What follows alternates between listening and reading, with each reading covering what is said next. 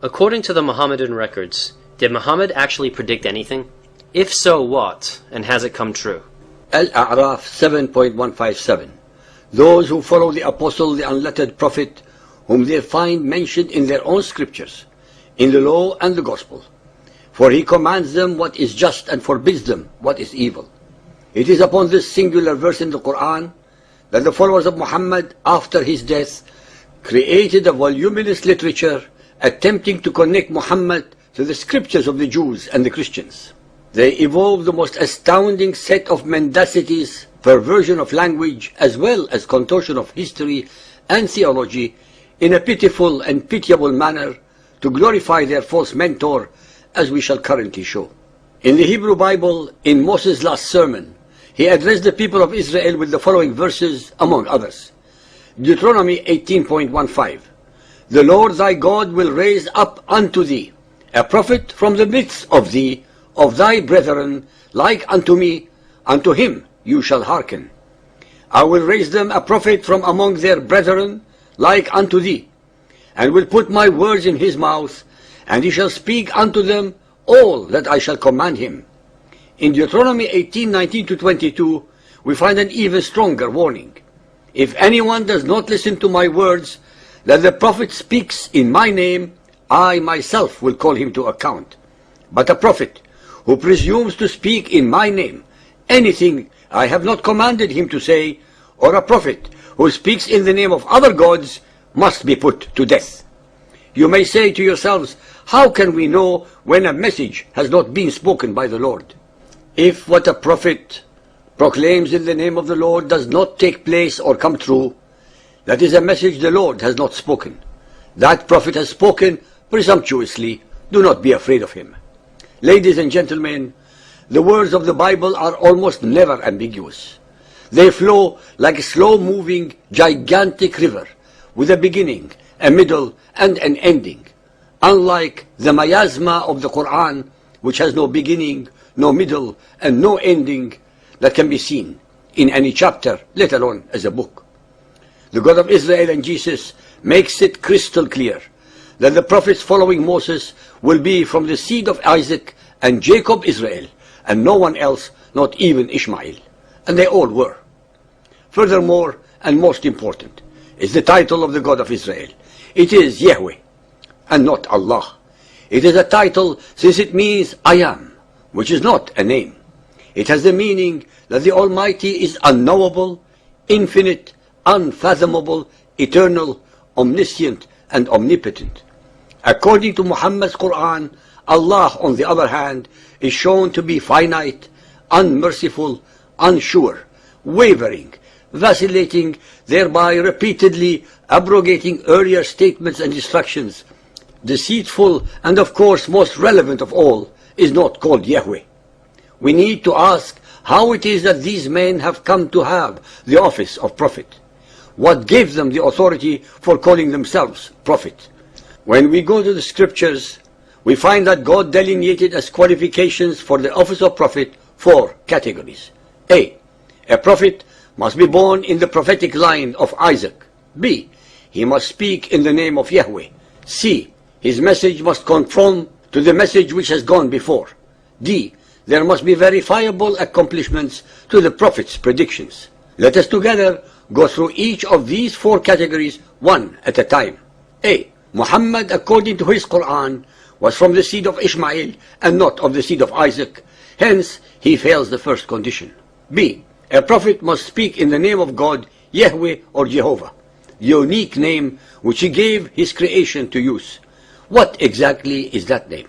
It is the Hebrew name for God revealed to Moses on Mount Sinai in chapter 3, Exodus, consisting of the 4 consonants YHWH, known as the Tetragrammaton. In Exodus 3.1-16, where God talks to Moses at the burning bush, we find God referring to himself as I am, which in Hebrew is pronounced Yahweh. And the Almighty continues by saying that this is my name forever, signifying that it is his eternal name, the name which only God can take for himself. Muhammad fails once more the second condition. C, the prophet's message must conform to those that were revealed earlier. Here again, Muhammad and his Quran failed miserably, since Muhammad was not circumcised, nor did he make it mandatory to his followers. Thus, he broke the very covenant that God made with Abraham and all the males of his seed for eternity. Moreover, Muhammad's Quran does not follow the biblical food prohibitions, nor do the verses of the Quran represent a true reflection of those of the Bible, but on the contrary, they are perverted and twisted versions of them. Yet again, does Muhammad fail, this time the third condition. D.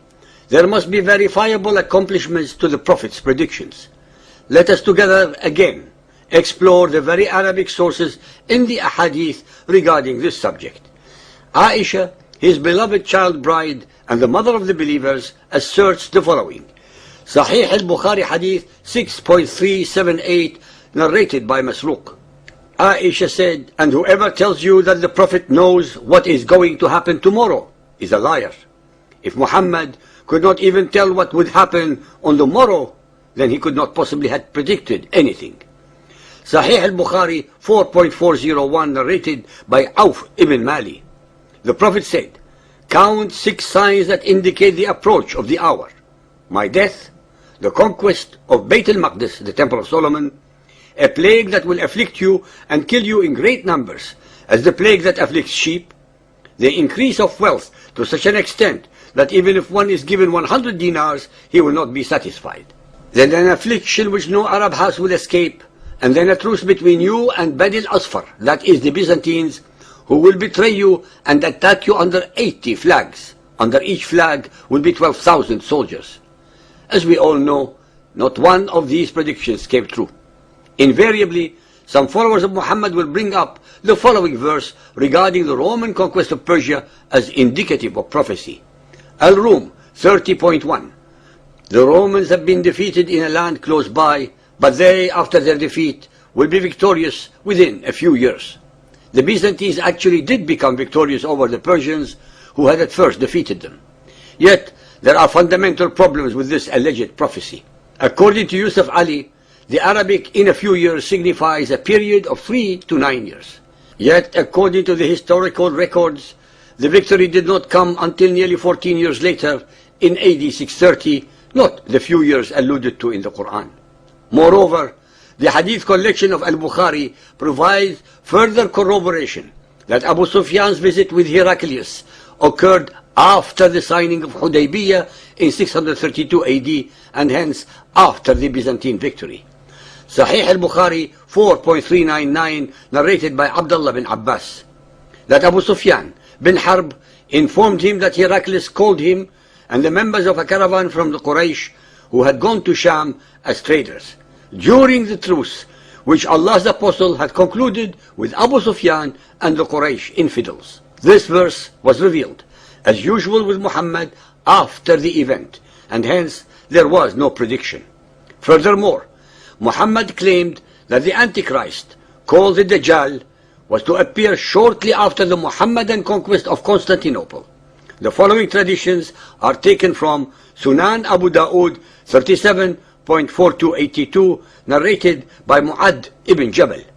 The Prophet said, the greatest war, the conquest of Constantinople, and the coming forth of the Dajjal, the Antichrist, will take place within a period of 7 months. Sunan Abu Dawood 37.4283, narrated by Abdullah bin Busr.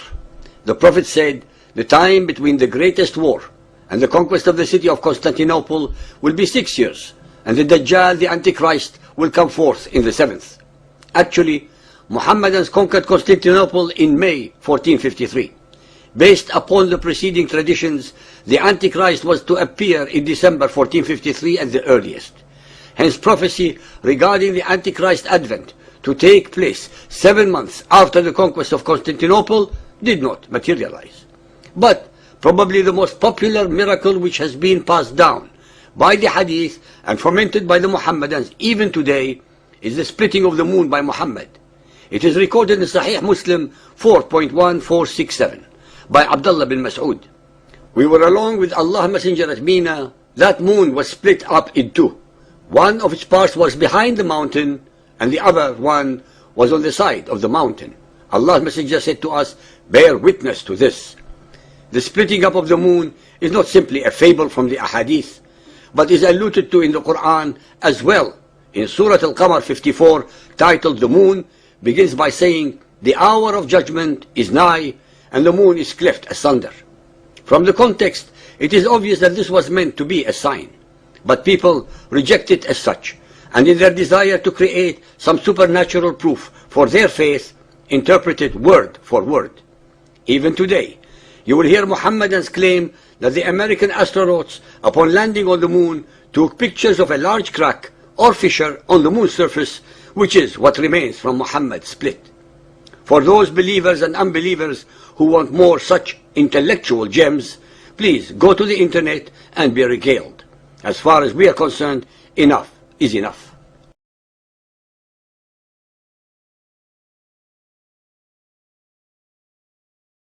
Isn't it? Well, it's interesting. way. There's a really important point. The Quranic language was almost entirely male until one of the women actually complained about it. She went to the Prophet and she said, "Why are these verses all talking about men?" All the verses that came after that complaint were men and women, believing women, dhakar wa untha. And